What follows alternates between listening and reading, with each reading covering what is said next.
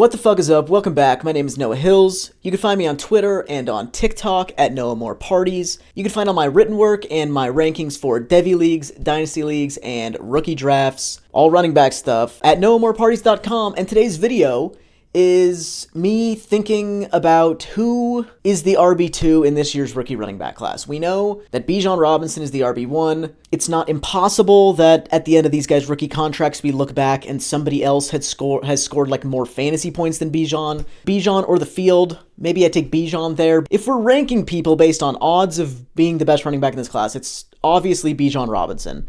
Anybody who doesn't have him there is kind of just being a hipster or is terrible at watching film. But anyway, I'm interested in who the RB2 is. I think mostly I see people putting Gibbs there. Maybe the fact that this is a video at all is a little spoiler that I don't personally have Gibbs there. But I do get it. I think for a lot of people, the pass catching with Gibbs is the big difference maker. I agree that that could be the big difference maker, but I don't think it's quite that, it's not quite that simple. The top 12 running backs in fantasy points per game every year are not just the top 12 NFL running backs in terms of receiving skills. It's not that simple. There are other skills that can put you above, and it's a conglomerate of skills for every guy working in concert with each other, not just oh, this guy has that skill, so he's better than everyone. I'm strawmanning that argument, but if pass catching is the difference, I think that's legitimate, but not sufficient for Gibbs definitely being the RB2. But so I think this is an interesting topic, because even other than Gibbs, I've seen 5 or 6 guys put in people's RB2 spot, Charbonnet, Sean Tucker. I've seen Izzy Abanikanda. I've seen Zach Evans. I've seen Devon Achane. I've seen Kendre Miller. There's a lot of guys in this class that people like, even on the high end. For me, there's only 4 guys with a legitimate claim to the RB2 spot in this class. Sean Tucker and Kendre Miller are solidly top 10 guys. I think neither of them have shown enough. The sums of their profiles to me is not quite enough for top 10 in my eyes. I just started my Kendre Miller film study. Impressed in some ways, let down in others. Basically what I'm trying to say is Kendre Miller could end up in my top 5, I guess. I don't see that right now. Sean Tucker is not in my top 5 or in contention for RB2. And then Izzy Abanikanda, not even close. Not even close. He's fast. He's explosive. He's not even close to the RB2 in this class. And so that leaves Zach Charbonnet, it leaves Zach Evans, it leaves Devon Achane, and it leaves Jahmyr Gibbs. So this video is me talking about those 4 running backs, trying to figure out who I have, or who should be, at RB2, at least for me. So that was a very long intro. Let's get into it.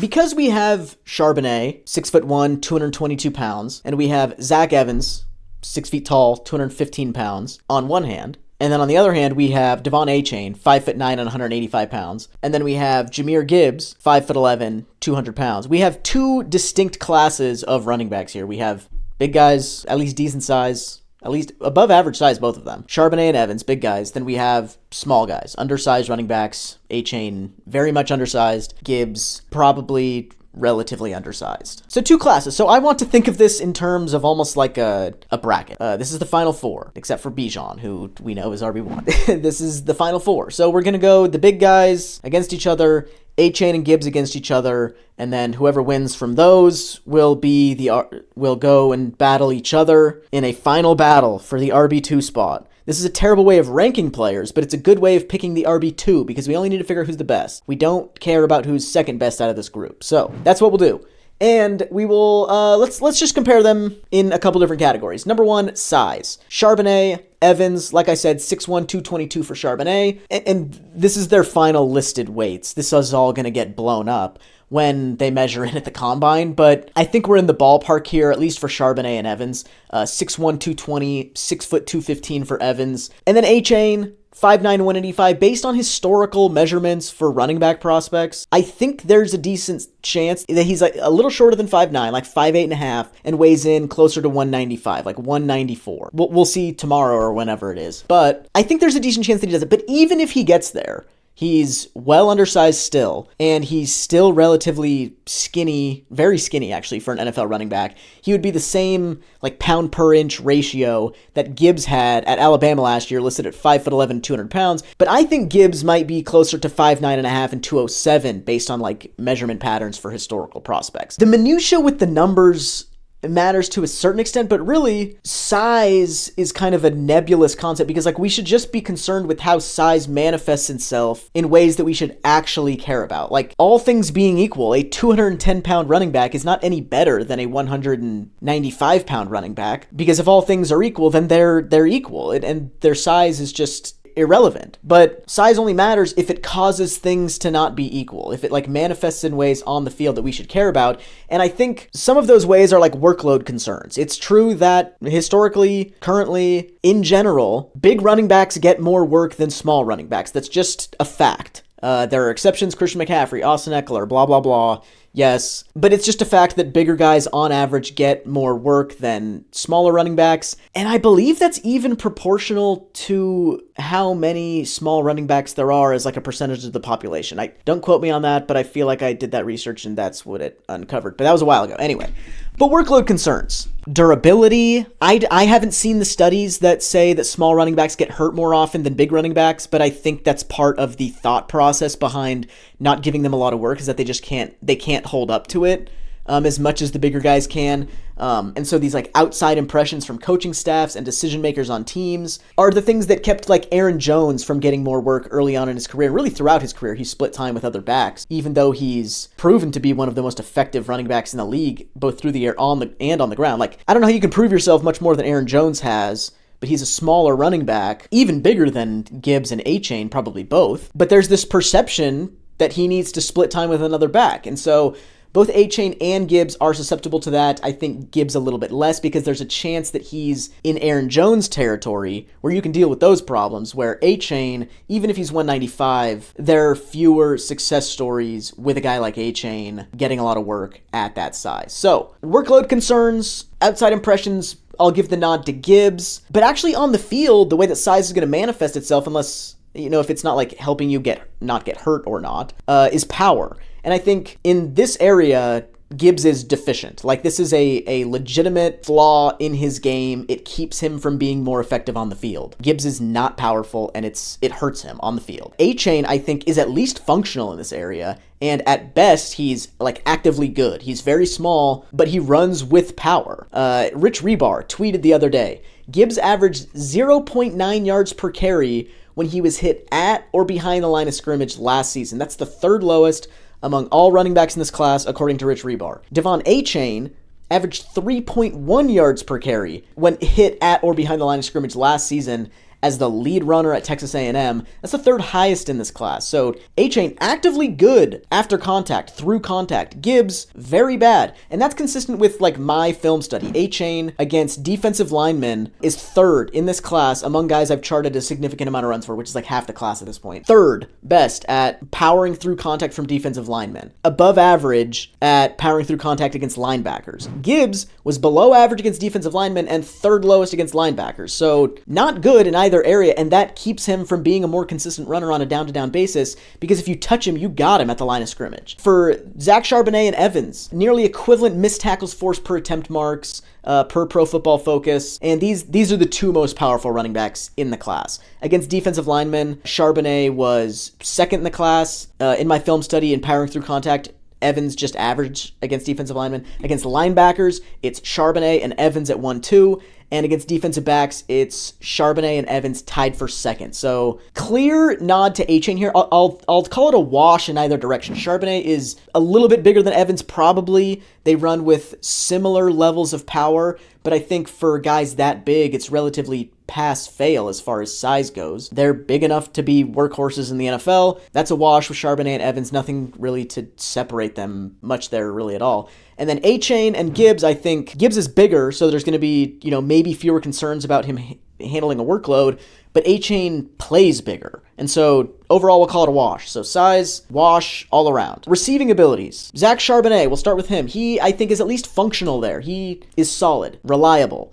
83.3% catch rate. That's 78th percentile. He's got clean hands, catches the ball nicely out in the flats on screens and things like that, but he's not versatile because those swing passes, those screens, check down type stuff is pretty much all he did. Negative 1.2 ADOT. He was catching passes more than a yard behind the line of scrimmage on average. That's a 19th percentile mark. And he was well above the college football average in basic routes, like screens, like swing passes, like throws to the flat, these check down type routes, well above the college football average in the amount or the percentage of his total routes run that were made up of those kinds of routes. All 4 years in college, he never ran an advanced route tree. It was all stuff right at the line of scrimmage. And he was not dynamic as a receiver in college really at all. Yards per target, 22nd percentile. Yards per reception, 46th percentile. Yak per reception, 45th percentile. So even if we just isolate it to after he's caught the ball, he's a 220-pound beast out in space, not efficient as a pass catcher relative to other historical prospects. So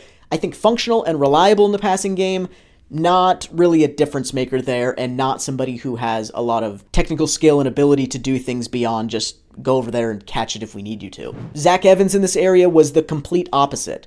Unreliable, 69.8% catch rate, that's 22nd percentile, really bad, and even his true catch rate, where we ignore targets that were uncatchable. 81.1% true catch rate. I don't have percentile numbers, but of 65 running backs that I have this stat for, he ranks 56th, so pretty bad there as well. He dropped the ball a lot in college. But I do think, unlike somebody like Charbonnet, who was kind of used right at the line of scrimmage exclusively, Evans he flashed some versatility in college. His ADOT in college for his career, 2.0. He was catching passes downfield.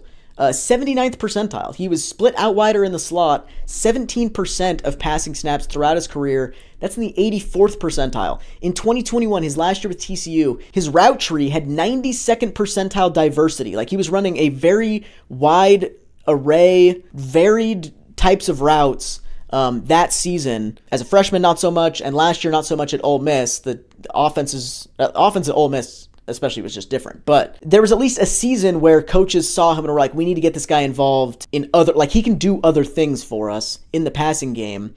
So he flashed a little bit there.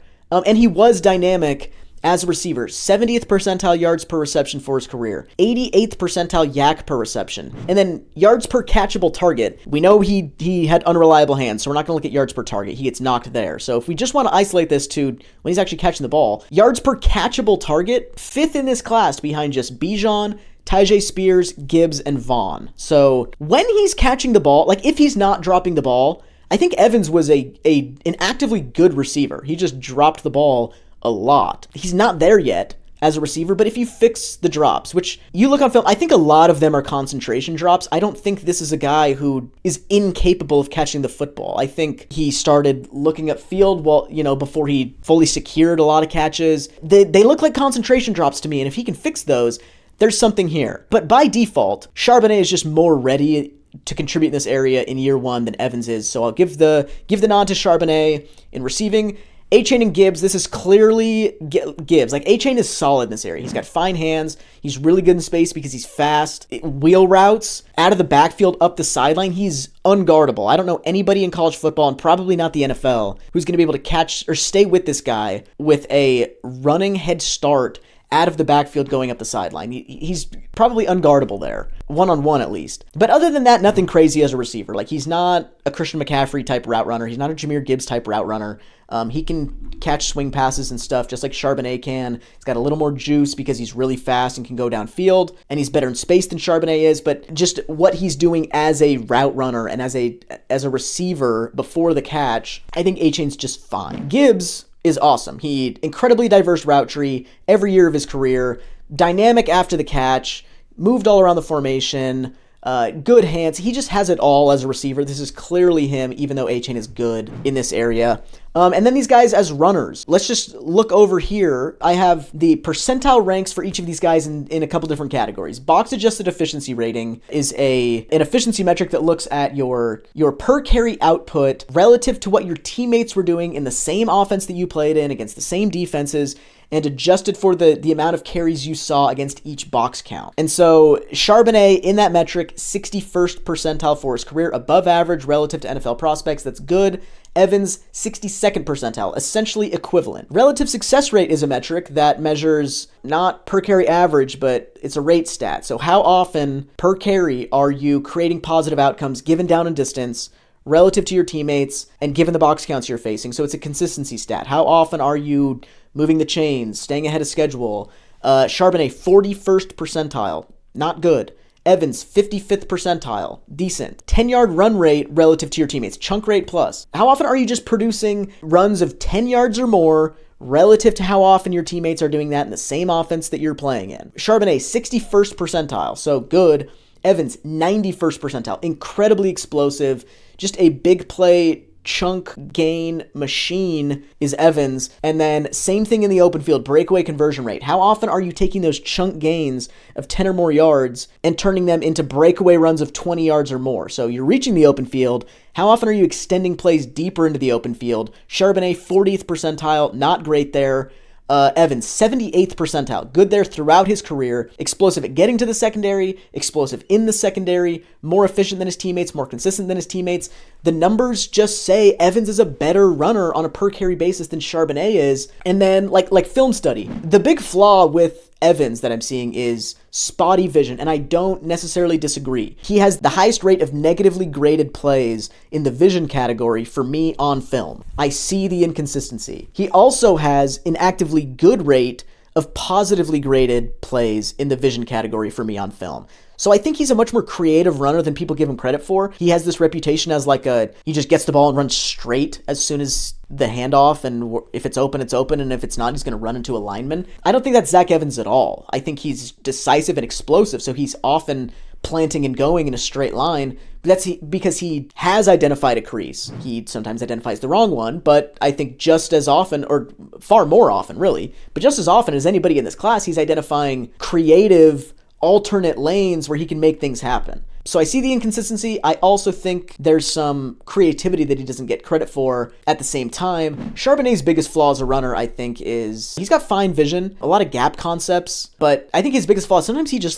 brain farts in the backfield and will jump towards the line of scrimmage, which shrinks his ability to read the field because he's so much closer to everything, or he'll take a wide track around he just does weird things in the backfield when he's reading things. It's almost like he panics. And I think that contributes to some of the inconsistency we see in his relative success rate number being below average. But both of these guys have a lot of power. Evans has more speed. Evans has more explosiveness. Evans is just built different. He just looks like a different kind of beast when you look at him on film compared to a lot of the guys in this class. I think Evans just looks different. So I think I give the edge to him as a runner. And so overall, Zach Charbonnet gets the nod in receiving. Evans gets the nod in rushing. It's a wash. Size, for me, it's Evans in this category. Running backs run the ball more than they catch the ball. I think the running matters more than the pass catching, and I think Evans has a little bit of unrealized, developmental potential as a pass catcher that puts him over Charbonnet for me, because I don't think Evans's pass catching ability is just a zero. I think he can contribute there and eventually contribute well. And I think in the meantime, he's a better runner than Charbonnet is. So I think I prefer him over Charbonnet in the big category. For the smaller running backs, box adjusted efficiency rating, A-Chain, 87th percentile, Gibbs 19th. Just a massive gulf. A-Chain very good, Gibbs very bad in that area. Relative success rate, A-Chain 82nd percentile, Gibbs 18th. Massive gulf, A-Chain very good, Gibbs not. Chunk rate plus, creating 10-yard runs relative to your teammates, A-Chain 78th percentile, Gibbs 41st. Very good, below average. Breakaway conversion rate, open field running, A-Chain 69th, Gibbs 75th. Both pretty good. So Gibbs is really good out in space. He's great when he gets to the open field. He's great after the catch. I think his lack of power is a legitimate deficiency when he's running the ball between the tackles, and that causes him to be less efficient on a per carry basis than a lot of other running backs who eventually, go to the NFL. He's less efficient relative to his teammates on a consistency basis. It's a lot of boom-bust production from him as a runner, and that hurts him. He's just not the best pure runner in this class, despite being really good out in space. A-Chain, in my opinion, is the best pure runner in this class. He's better there than Bijan Robinson. A-Chain is 185 pounds or whatever he measures in this weekend, but he is an incredible runner. So good. His biggest flaw as a runner, I don't know. I would say his size, but I don't think it's a deficiency for him. I think he runs with power. His biggest strength is his speed, but he's also a very smart runner. He's got good vision. He's patient.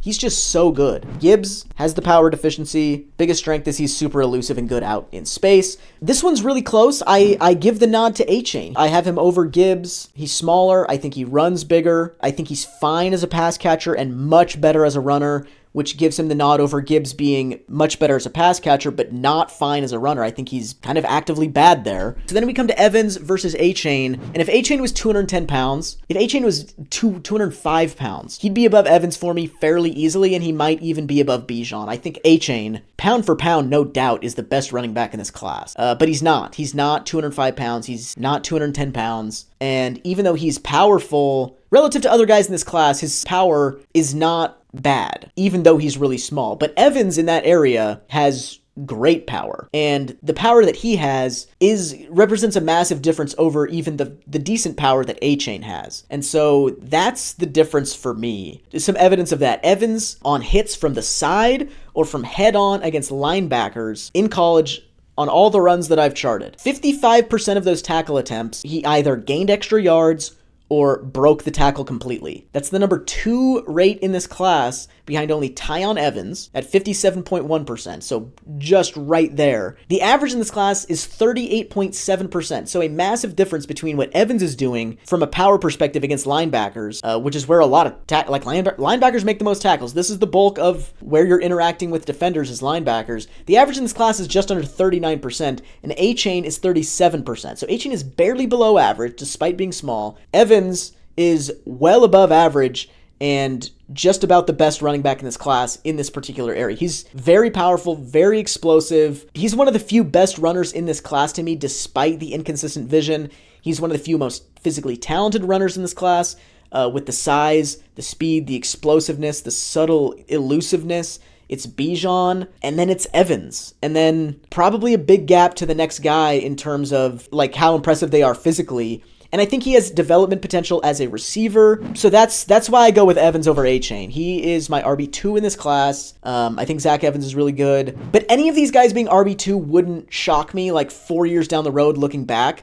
I would not be shocked if Charbonnet produced the most fantasy points out of these 4 guys. I would not be shocked if Gibbs did it. I would not be shocked if A-Chain did it. Like, I think each of them, Gibbs has the pass catching that a lot of people believe is the difference maker among this group. I buy into that. I don't necessarily disagree with that take. I just don't think it's the only trait, the only area that can put somebody in this group ahead of the other guys. Charbonnet could end up ahead of these other guys because he just is kind of the full package. He doesn't have a lot of weaknesses. He can play all 3 downs. Like David Montgomery's like that. I think Charbonnet is a little bit more dynamic than David Montgomery, maybe somewhere on like the David Montgomery, Leonard Fournette scale. Those types of guys get lots of work. A-Chain could turn out to be like the next Jamal Charles. It's a tall ask for anyone to be Jamal Charles. If anyone is going to be Jamal Charles, Devon A-Chain looks like we're not going to find a guy who looks more like Jamal Charles than Devon A-Chain does, or like Chris Johnson than Devon A-Chain does. So that could be his career path. Gibbs could rip the league up like an Austin Eckler. I don't know that he gets 200 carries a year like Austin Eckler does, but I don't even think the Chargers want to give Austin Eckler 200 carries a year. So Alvin Kamara type usage as a receiver, space back as a runner. My favorite comp for Gibbs is Reggie Bush, so I think he could be used like that and end up as the RB2 in this class. What I'm trying to say is I think any arrangement of these guys, any one of them at RB2 is defensible, and you could convince me either way. I have Evans. This is a little bit of a breakdown on each of those guys. I don't know. Like the video, I guess. The Combine is happening. That'll be fun. So next week I'll probably talk about something that happened at the Combine. Have a great weekend. See you on Wednesday. Peace.